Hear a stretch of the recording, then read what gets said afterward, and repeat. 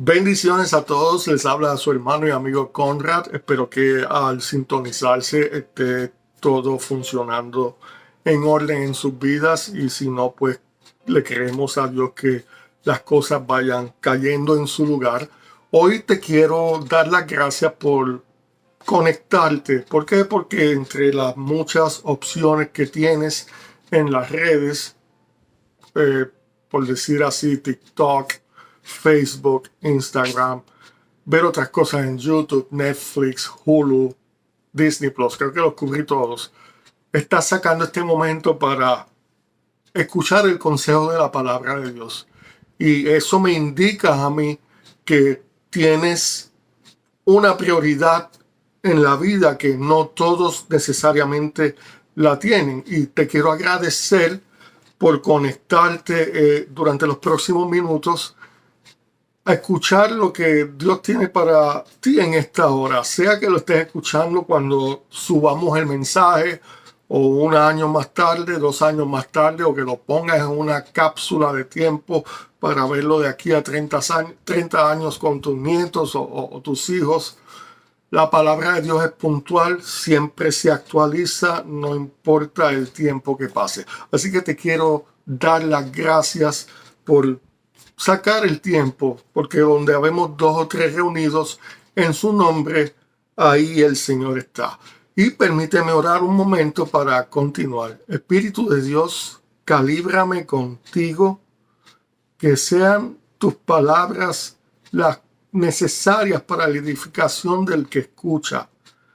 Toca los corazones, sana al que tenga dolor, dale aliento al desanimado, dale gozo al que esté deprimido o deprimida.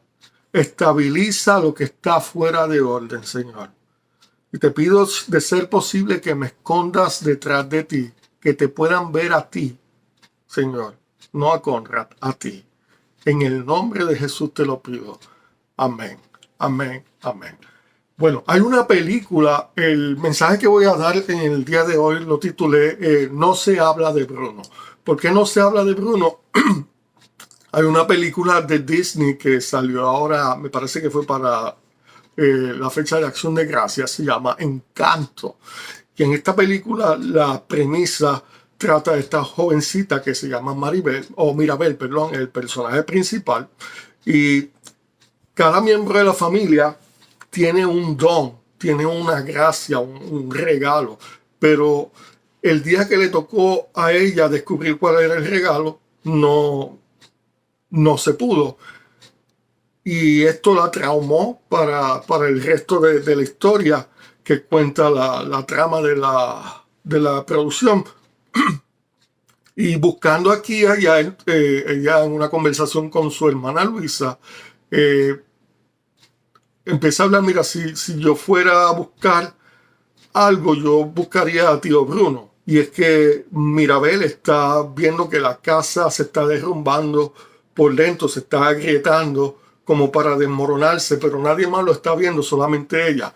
Y este Bruno, este tío Bruno, es un joven que tiene el don de ver visiones o visionario.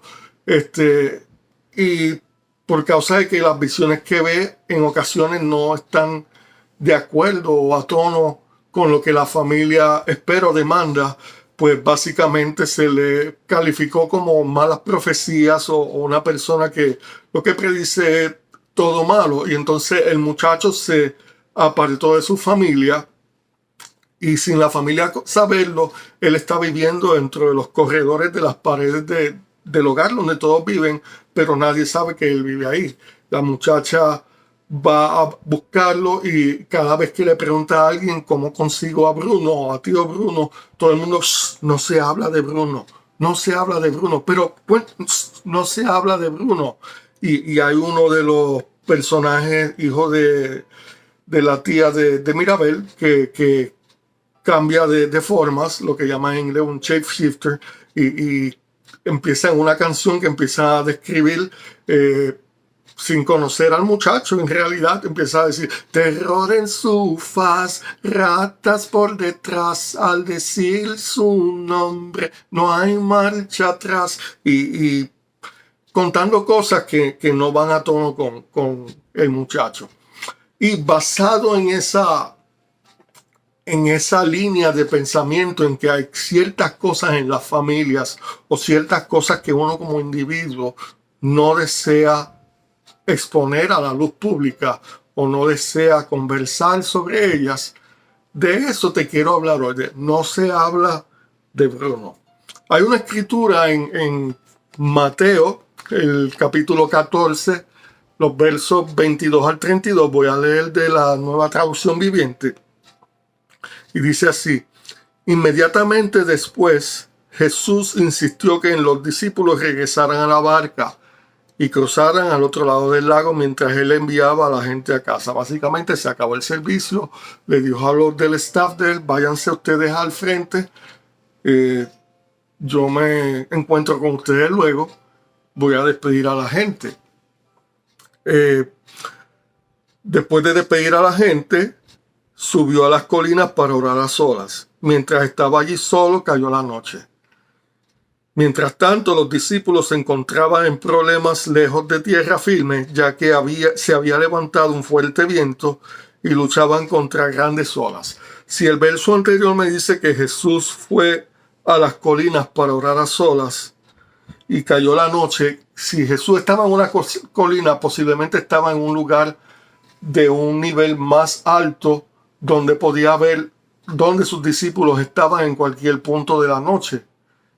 Ten eso en mente. Entonces, a eso de las 3 de la madrugada, Jesús se acercó a ellos caminando sobre el agua. Cuando los discípulos vieron caminar a Jesús sobre el agua, quedaron aterrados. Llenos de miedo, clamaron: es un fantasma. Antes había una leyenda de que si había una tormenta en ese entonces y un fantasma caminaba sobre el agua, eso significaba que that's it, ese es el fin, vas para abajo, se acabó tu vida como humano, hoy saliste del planeta. Esa es la mentalidad que tienen los discípulos cuando ven a Jesús caminando, por eso es que se aterraron, es un fantasma. Pero Jesús les habló de inmediato: no tengan miedo, dijo, tengan ánimo, yo estoy aquí. Entonces Pedro lo llamó: Señor, si eres realmente tú, ordéname que vaya hacia ti caminando sobre el agua. Sí, ven, dijo Jesús. Entonces Pedro se bajó por el costado de la barca y caminó sobre el agua hacia Jesús. Pero cuando vio el fuerte viento y las olas, se aterrorizó y comenzó a hundirse. Sálvame, Señor, gritó. De inmediato Jesús le extendió la mano y lo agarró. Tienes tan poca fe, le dijo Jesús. ¿Por qué dudaste de mí? Cuando subieron de nuevo a la barca, el viento se detuvo. Interesante. Toda mi vida yo he enseñado este pasaje como que Pedro, impulsivo Pedro, que no piensa las cosas antes de decirlas, le puso a Jesús en un percance, que si eres tú, mándame a caminar sobre el agua. ¿Y qué iba a hacer Jesús? No soy yo. Esa es la manera en que siempre lo había visto, pero recientemente Dios me está llevando hacia otra dirección y enseñándome otras cosas. Por ejemplo, ¿qué tal si era una pregunta de seguridad entre él y Pedro? ¿Alguna vez tú has llenado en la internet una de estas aplicaciones o creando una cuenta para algo que necesitas hacer y te piden 2 o 3 preguntas de seguridad para si se te olvida el password o la contraseña, que se te va a olvidar de aquí a 2 o 3 meses, puedas contestar esas preguntas de seguridad, se pueda autenticar que eres tú y entonces darle un reset para que puedas cambiar la contraseña y que puedas accesar e iniciar tu sesión? ¿Qué tal si Pedro sabía que cada vez que Jesús le mandaba hacer algo, le estiraba las estacas? Tú sabes, cuando tú estás, cuando el cuerpo uno se acuesta en cierta posición por mucho tiempo, automáticamente uno o cambia la posición o se estira. Si estás sentado mucho rato, cuando te levantas te estiras. Si estás durmiendo durante la noche, cuando te levantas normalmente en algún punto te estiras. La única forma que tú no te estiras es si estás muerto o si estás varado en una posición o estás en una parálisis que no te puedes mover. De lo contrario, te estiras. Hay una escritura que habla de Dios estira o estrecha las estacas de las tiendas, de las carpas donde vivían las personas. ¿Qué tal si Pedro sabía que Jesús cada vez que le pedía algo, le estiraba las estacas? Y por ejemplo, cuando el día que se fueron a hacer unas gestiones y se les olvidó la cartera a Jesús y a Pedro, Judas era el que andaba con ella y no estaba presente, le están pidiendo, exigiendo un impuesto a Jesús, y Jesús le dijo a Pedro, ¿sabes qué? Vete un momento a pescar, en el primer pez que salga, ábrele la boca y vas a encontrar un dracma o una moneda, úsala para pagar el impuesto tuyo y el mío. Y efectivamente así fue. O qué tal cuando el día que habían 5,000 hombres más las mujeres y los hijos, estamos hablando de una multitud de más de posiblemente 15,000 personas, y le dicen, Señor, lo que tenemos son 5 panes y 2 peces. Y Jesús lo oró, los bendijo, comenzó a desmenuzarlos, a crear átomos, a crear alimento, y toda la multitud se alimentó. Y recogieron canastas llenas de alimentos de sobra. Lo hizo en 2 ocasiones, ese milagro. Eso va creando un patrón en Pedro. Así que, ¿qué tal si cuando pasó este evento, Pedro está pensando que verdaderamente si este Jesús me va a estirar la fe, me va a mandar a hacer algo que me va a hacer temblar?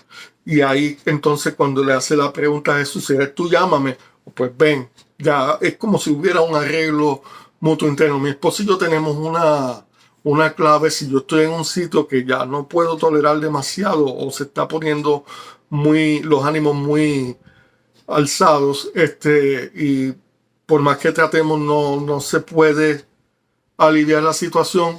Hay una frase en particular que yo le digo, solamente ella la sabe, no te interesa a ti, no seas presentado ni presentada, con todo respeto. Y cuando yo le digo esa frase, nos miramos y salimos de la situación. Muy pocas ocasiones la hemos tenido que usar, pero es una pregunta de seguridad, una clave de seguridad que tenemos entre ella y yo. Y la pregunta que yo te hago es, ¿cuál es tu Bruno? ¿Qué cosas ocultas en tu interior? Volviendo a lo que hablamos al principio, y pronto te voy a contar en la enseñanza cómo conectamos esto con la historia de Pedro.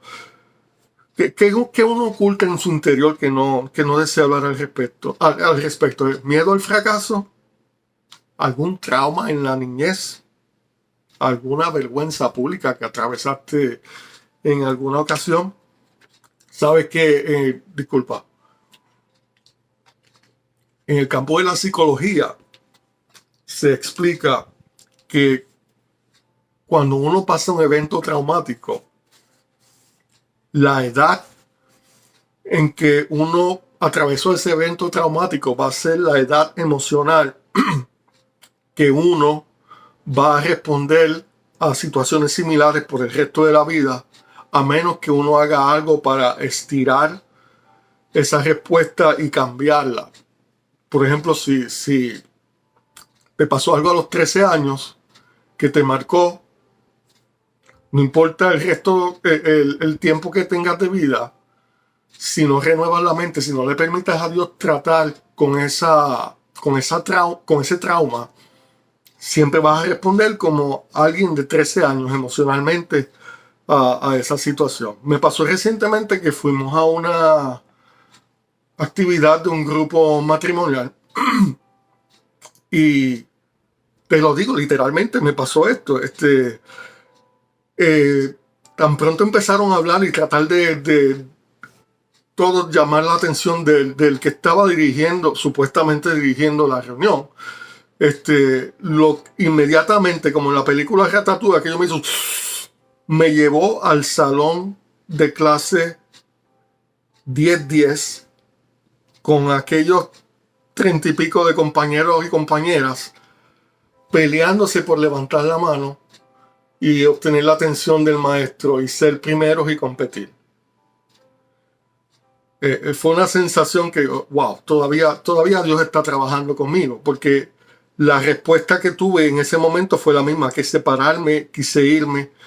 Obviamente era la primera vez que mi esposo y yo íbamos ahí, así que pues uno guarda la compostura, pero fueron unos 50 minutos de tortura, hasta me puse a hacer dibujitos. No les voy a enseñar los dibujitos que hice, pero mi esposa les puede atestiguar.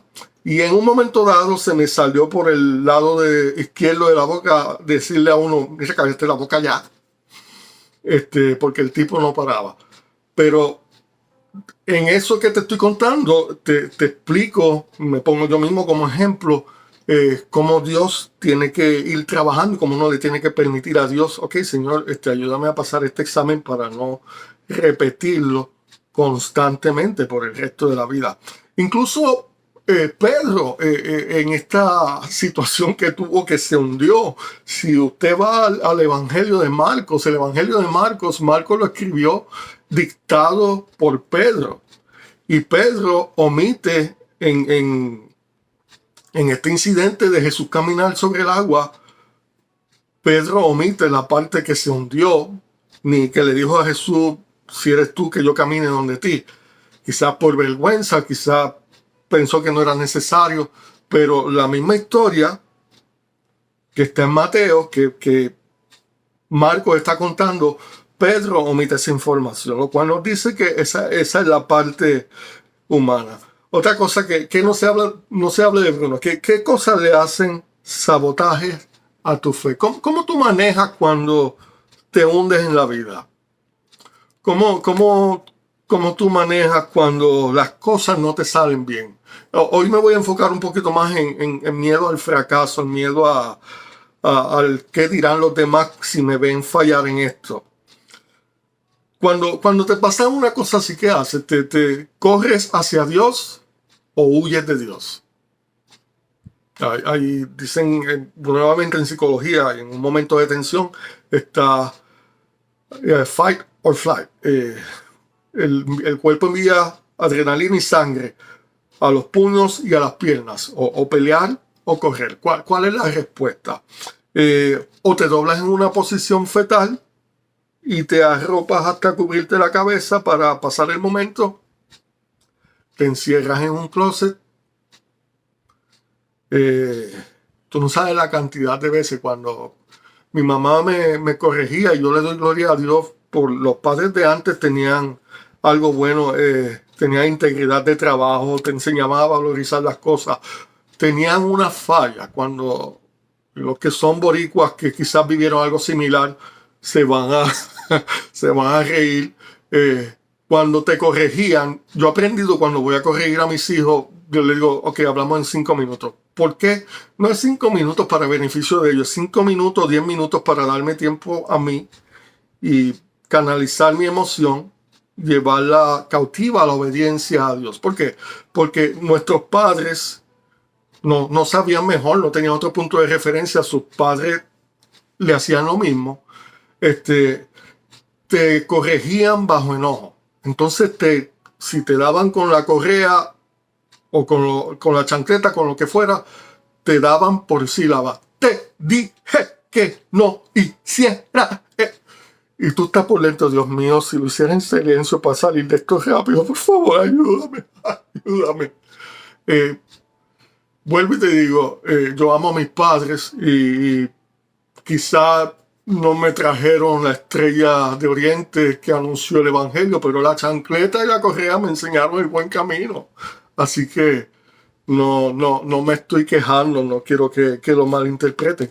Pero cuando pasaban estas cosas que en realidad mi mamá me corregía en un enojo fuerte, yo me metía a un closet y en el closet todas las malas palabras que uno aprende antes de entrar a kinder o a primer grado, para sacarme esa ira. Después ella venía y se disculpaba, pero cada persona tiene un mecanismo diferente. Como te dije, algunos se cubren con la sábana, otros se acuestan a dormir para no lidiar con el problema. Otros se esconden o se afianzan en lo que llaman comfort food, comida de confort, comida que te da comodidad, que te da aliento. Por ejemplo, cuando estás pasando un momento difícil, haces una llamada a la Organización de Carbohidratos Unidos en vez de la ONU, la OCU, la Organización de Carbohidratos Unidos, y haces una reunión de emergencia, vas a hacer una cumbre, y en esa cumbre están 3 mosqueteros, Kit Kat, Hershey's Kisses, Hershey's Milk Chocolate, Hershey's Dark, Dove, tienes a M&M, tienes a Ben & Jerry, tienes a Coca-Cola, tienes popcorn, tienes a Doritos, tienes todos los carbohidratos ahí en una reunión cumbre. Y pasa. Y si te soy bien honesto, en la noche negra, en la noche oscura, Dios está contigo, pero tú no lo sientes, porque usualmente Dios en su forma normal, tú no lo sientes. A menos que Él salga de ese parámetro y quiera hacer algo especial por ti, pero no es lo usual, no es la regla. Y en la noche oscura, cuando no está tu cónyuge disponible o no está el pastor o la pastora disponible y no está el hermano o la hermana que conteste el teléfono y no está el mejor amigo o la mejor amiga que te pueda atender y escuchar unos minutos, los carbohidratos, los chocolates, Hershey's, los 3 mosqueteros, los Snickers, los Milky Way han sido mis amigos fieles en momentos oscuros. Sí, que gloria a Dios por ellos, ¿verdad? Pero no reemplazan a Dios. Otra persona, no se habla de Bruno, ¿qué hace? ¿Te vas a navegar en la internet a ver cosas que no tienes que ver? Otros se van a fumar, otros se van a tomar bebidas alcohólicas, otros se meten drogas, otros se meten a comprar en Amazon o en eBay o en algún lugar para calmar y lidiar aquello con lo que no quiere hablar o enfrentar. Jesús dijo en Juan 8:32, me parece que es, conocerá la verdad y la verdad te hará libre. La verdad de Jesús te va a hacer libre. Pero aparte de Jesús, tú sabes tu verdad.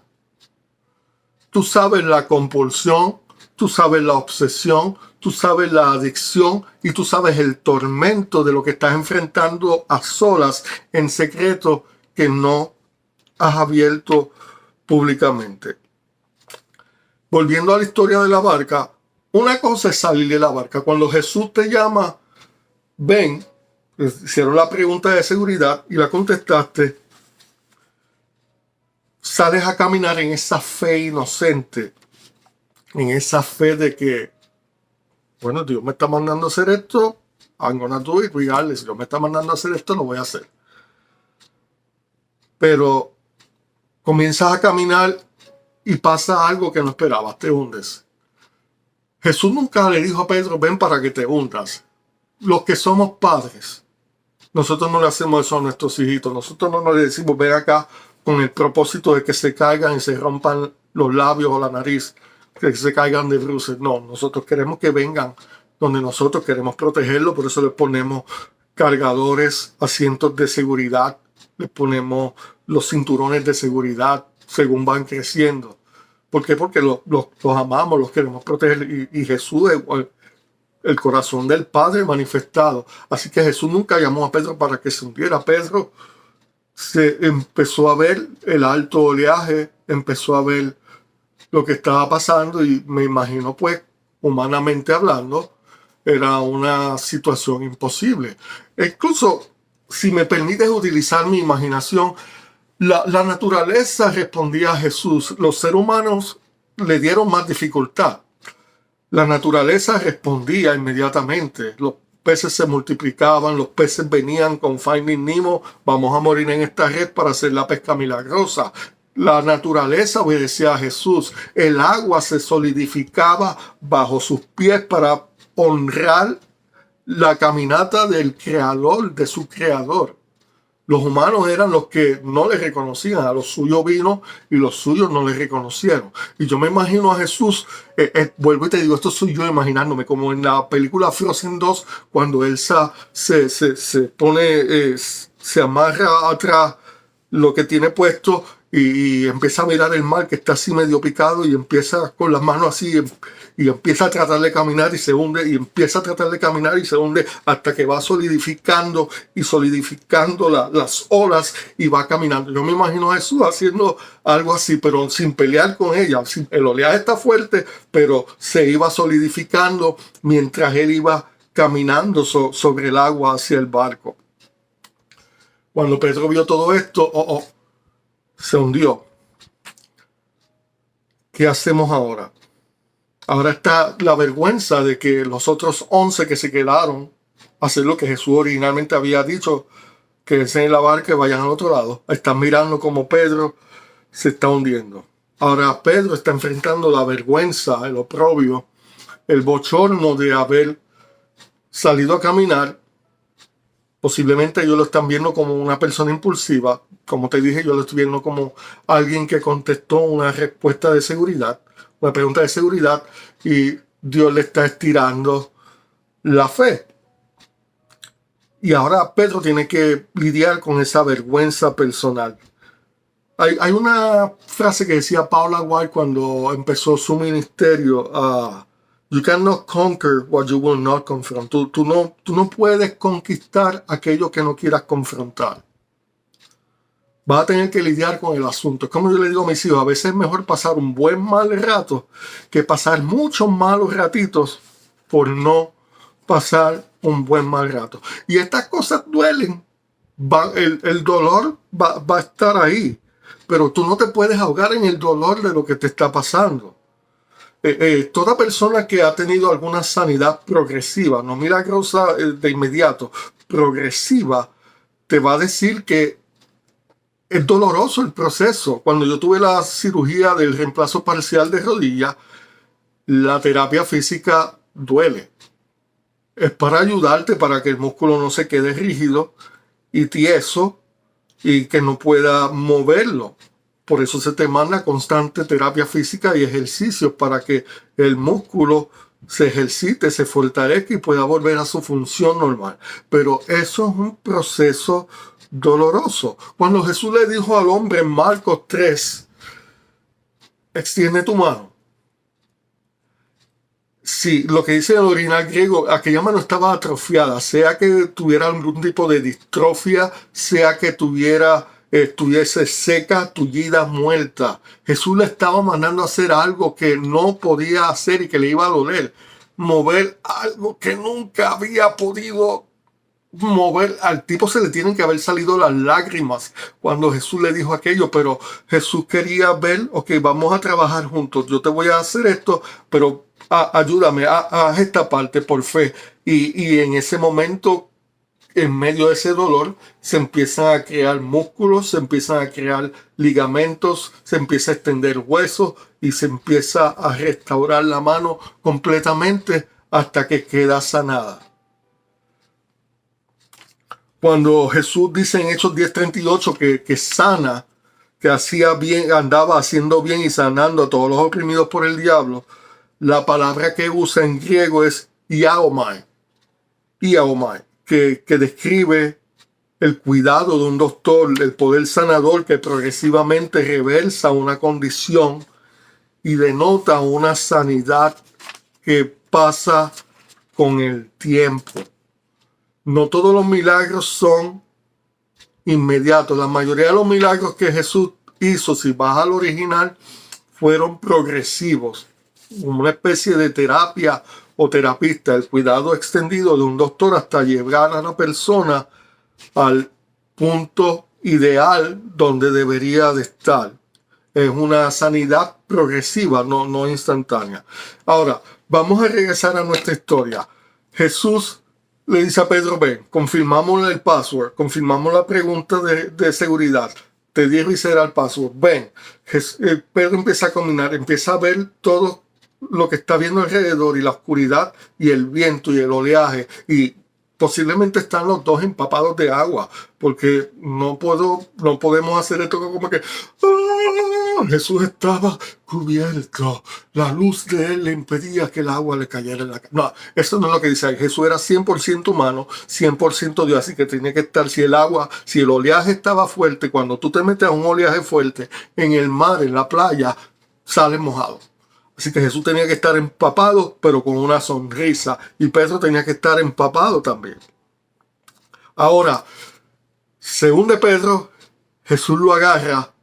Y yo, chico, ¿por qué te duró la fe tan poquito? Te tengo que dar una extended release faith. Tengo que darte una fe de duración extendida. Ven para acá, chico.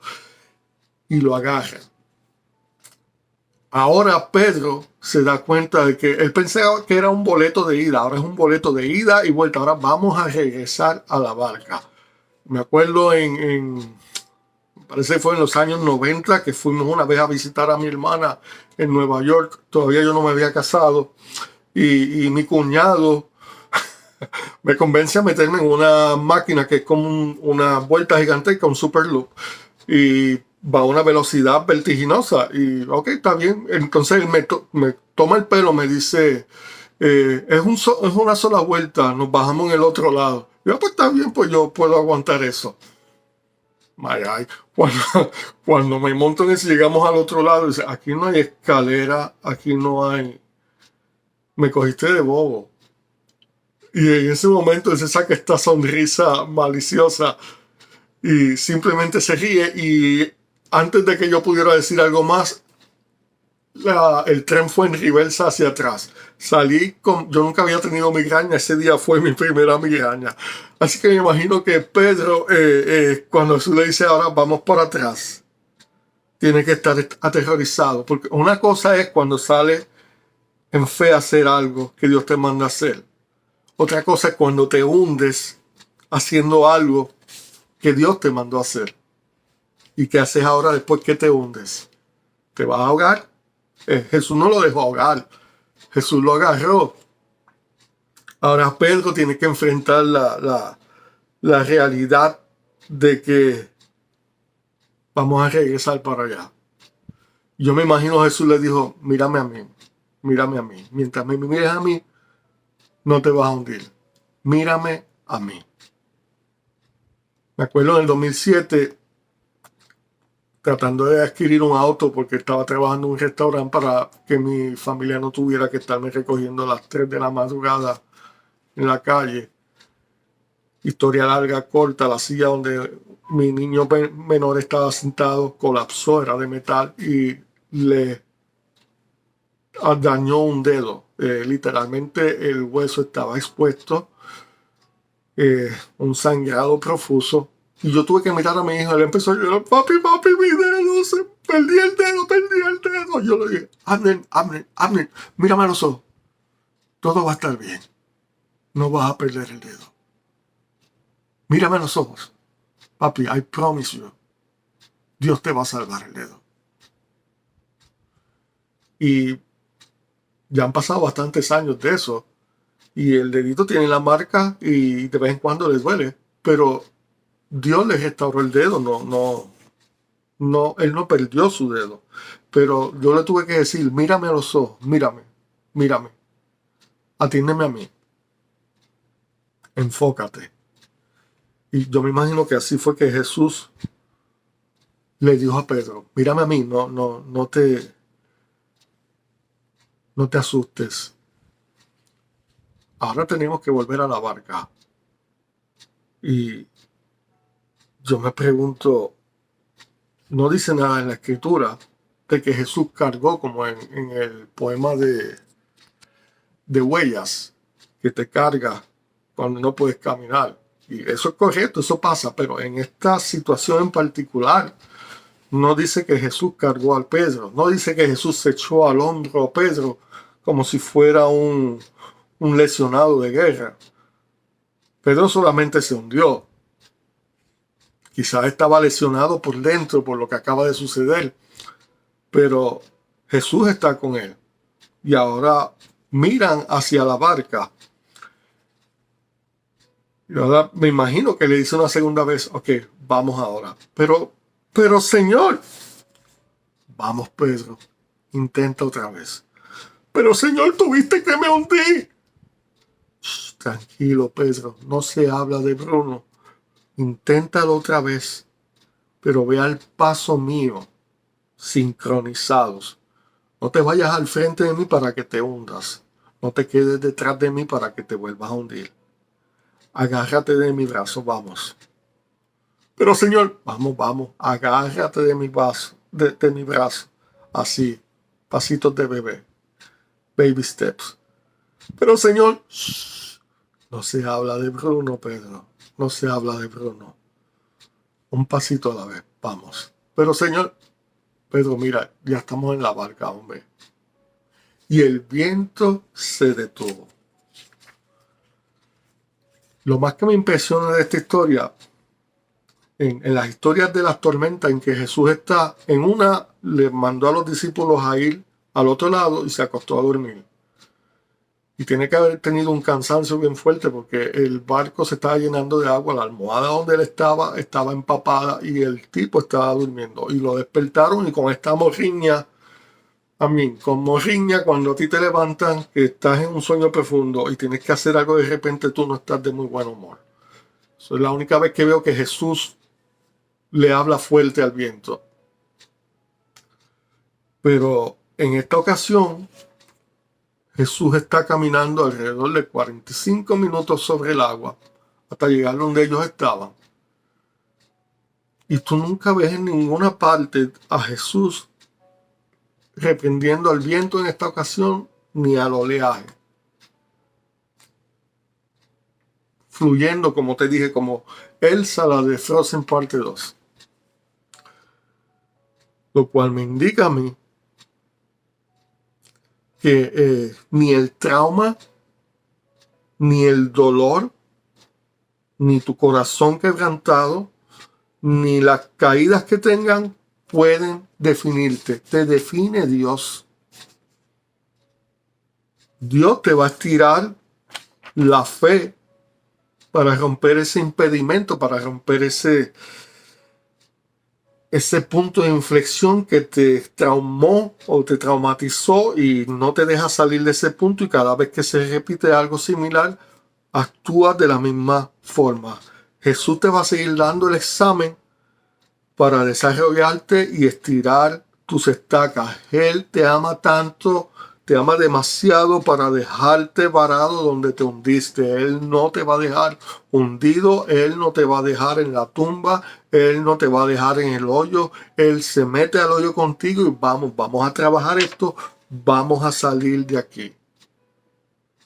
Y termino con esto, como te dije, impresionante para mí que no le llamó la atención ni reprendió al viento ni al oleaje en esta ocasión. Pero dice en el verso 32, cuando subieron de nuevo a la barca, el viento se detuvo. Lección para Pedro, lección para Conrad, lección para ti, para cada uno de nosotros. En aquello que luce como que te puede hacer matar, que nos puede hacer hundir, que nos puede hacer contar nuestra hora final, en medio de eso Jesús está caminando con nosotros, y aunque parece que no se acaba, Jesús está con nosotros en el lugar que parece que nos va a matar, en el lugar de inseguridad, en el lugar que no tenemos una malla de seguridad o una red de seguridad. Jesús está igual ahí que cuando entra a la barca donde piensas que pudieras estar seguro, pero que en otra ocasión estaban sacando agua porque se iba a hundir, que no es seguro como tal totalmente. En una se detuvo el viento bajo el mandato de Jesús y en otra se detuvo el viento cuando Jesús entró a la barca. Sea de una forma o sea de otra, Jesús es el factor que hace la diferencia. Él es la persona que hace la diferencia. Así que eso es lo que te quería compartir en el día de hoy. Espero que te sea de utilidad. Espero que Dios te pueda ayudar y posiblemente hacemos otra serie o continuamos este estudio en otra línea de No se habla de Bruno. Déjame saber qué te pareció, déjame tus comentarios, compártelo con otros y permíteme orar. Espíritu de Dios, Espíritu del Dios vivo, tú eres el Dios de los vivos, no de los muertos, de los vivos. Yo te pido, Señor amado, en el nombre de Jesús, que lo que sea que esté deteniendo a cualquiera de los hermanos o hermanas que escucharon este mensaje, ese lugar, Señor amado, donde no se habla de Bruno, que tiene detenido, que tiene estancado a mis amigos, a mis hermanos y hermanas, Señor amado, yo te pido ahora en el nombre de Jesús que personalmente te envuelvas en la situación, que los ayudes a enfrentar la situación, que los ayudes a confrontarla para que la puedan conquistar. Tú no eres el Dios que huye de los problemas ni les dice que se vayan. En medio del problema tú nos ayudas, nos capacitas y nos das las herramientas para poder salir hacia adelante. El Dios que hace cosas nuevas nos enseña a adaptarnos y a apreciar lo que es diferente. Sanabas el día del sábado cuando nadie quería que sanaras ese día, tú sanabas ese día para darles una lección.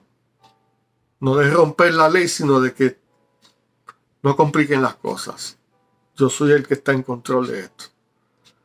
Yo te pido, Señor amado, que le des un tiempo de victoria, un tiempo de paz, un tiempo, Señor amado, de iluminación a todo el que esté aturdido por eventos traumáticos que tuvieron en su niñez, o sea, recientemente.